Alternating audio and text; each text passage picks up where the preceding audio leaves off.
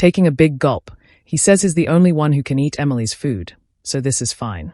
Already remembering the purple mushroom soup she made and how much worse it was, he smacks the pot on the table and says it was delicious, exuding an aura. Calling for Emily, who wants to know what happened, he looks back with red eyes and says he's going for a walk because he wants to see the effect of the medicine, and then leaves the castle. Standing aside, he says he's been wanting to come here for a long time. This was the place he came to when he wanted to be alone. Another day, a revelation from the god of light came to Eshel, his brother, about an ancient temple that was in that place, and Cheyenne was skeptical about it. Leaning against the ground, he says no one knows about the revelation yet. The ground cracks and a red mist starts to emerge. While Cheyenne says what he's about to do, Eshel would never imagine. Looking at the underground passage, Shin wonders if it's time to go. Walking inside, he says it's different from before. This place served the god of light until everything there was devastated. This happened during the Holy War 300 years ago. Cheyenne says a place like that is almost unbelievable. On the altar, he sees a shining sword and recognizes it as the owner of that temple. In the year 999, humans finally managed to drive out the demons from the empire of Veles. It was when they discovered artifacts called God's treasures. One of the artifacts was the sacred sword Drandark, which led humans to war against the demons, the same sword that Eshel used to kill him in that tragic end.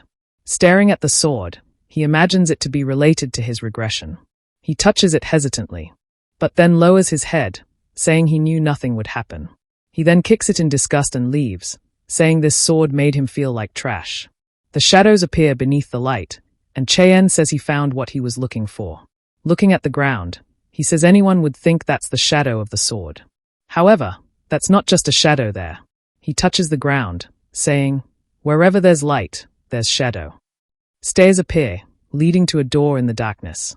Shannon opens the door hesitantly, and when he looks at the altar, he finally found what he wanted, the demonic blade, Karam. He wields the dagger with an engraved crystal.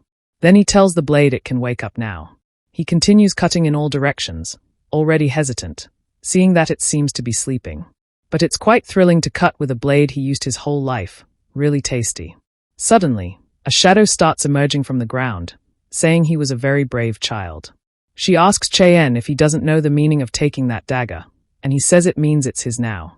The shadow keeps growing, saying she can't believe he really woke up a demonic blade. With a macabre smile, she says it's too late. She swoops towards him, shouting that his body now belongs to her, but Cheyenne grabs her by the neck, which confuses her. The face emerges from the shadows, and Cheyenne says he didn't have much to do at that time. The blade asks how he can touch her, and he replies, he already said, now she's his. With pink nails, she sends a slash. He manages to dodge. Stepping back, the blade takes advantage to get some distance. And boy, this is the strongest weapon I've ever seen. A protagonist have around is really a danger to society. She asks who he is. Seeing the shadow leaving her body, she wants to know if he's the heir, or at least she wants to know why he has the heir's energy, and he says, yes, he's the heir. Now that he's the master, it's good for her to stay quiet and bow her head. Kilometer is seething with anger, saying he's just a kid. She attacks him, saying she won't accept this. While defending himself, Cheyenne knows the blade's goal is to steal the user's body, so there won't be much to do. She's about to hit him when he wonders if he should go easy or not. With a smirk, he activates control of the demonic blade. Kum is thrown to the ground, not understanding what happened. Shin warns he'll only say this once. It's good for her to accept it while he's being nice. Suppressed, Karam wants to know how he's managing to use this ability. Shin activates control of the blade again, burying her head in the ground. Before she can say anything, he activates a few more times. Seeing her bare, he asks if she understands now, and she says she really recognizes him as the master now. He's about to use the power again when she calls him Lord.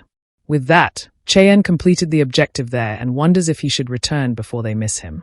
Karam, in his hand, says she's eager to feel the fresh air outside and, curious about his name, she asks him. Upon hearing his name, the blade asks if he really was chosen as the heir. Cheyenne says yes, but it was in the past life. Karam is confused about this past life thing, and he says he died once. She's even more confused, thinking he's crazy. As he approaches the sword, she says it's sleeping, and our protagonist warns the owner will appear in 20 years. Karam wants to know how he knows that while he already pulled the blade. Without hesitation, he cuts the handle. She's curious about why that. Cheyenne says he has no idea anymore, and it will be an interesting future. In the morning, a carriage was leaving the very castle. The promised date Cheyenne had come very quickly. He introduces himself to his father, who says he wants to ask once more, is he really determined to go to the front line? Cheyenne says yes. His heart is already there. The father then tells the knight to release the beast. The knight takes a scroll, and Cheyenne wonders if he'll use a summoning spell. He opens a scroll glowing with a red pentagram. A creature with flaming back starts to emerge. Cheyenne recognizes it as a hellhound. Seeing the creature, he's sure his father and the knights prepared this test well for him. Everyone's hands are ready to draw the sword, and he realizes everyone is being cautious with his life. The father warns that everything comes with responsibility. He must prove his will by passing this test. Hearing the word test, the knight hesitates. He was confused when Sean asked to train against him. Our protagonist said he had 3 days until the test and needed to prepare as best as possible, and he asked the knight for help in practicing combat techniques. The knight said if he wanted to train, he should ask CR or someone his age. Shin plays dumb, saying he doesn't know why, but Krantz messes him up every time he sees him. In a difficult situation, the soldier realizes he's the protagonist. He smiles when the knight says he'll grant this wish. However, he won't draw his sword, and all he'll do is defend himself. Cheyenne thanked him and asked for just one more thing. He wasn't to inform his father about anything that happened there, and that was an order. Yoken hesitated, not understanding why he said that. When suddenly, Cheyenne lunged towards him. Yoken managed to defend the first attack. However, he was disbelieving at the strength of a 10-year-old kid. He realized Cheyenne's movements were very fast, vanishing in front of him. Sean was already above him while he wondered where the kid went. He felt something and turned to block the attack. Sean kept striking relentlessly, and after a few attacks he gave up, saying unfortunately he still couldn't beat him. But he told Yulkin it was a great job and thanked him for the help. Almost exhausted, Yulkin said he did a great job too, while he couldn't believe that skinny kid was so strong. If what he felt that day is correct, the current master will be able to pass any test given to him. The hellhound faces Cheyenne and lunges for the attack. He seems calm seeing the creature coming to bite. A slash passes through the hellhound's eye, causing it to fall to the ground. Looking back, Cheyenne says with his current strength, he needs to finish this as quickly as possible. The hellhound gets up, and he knows he has to end it with this attack.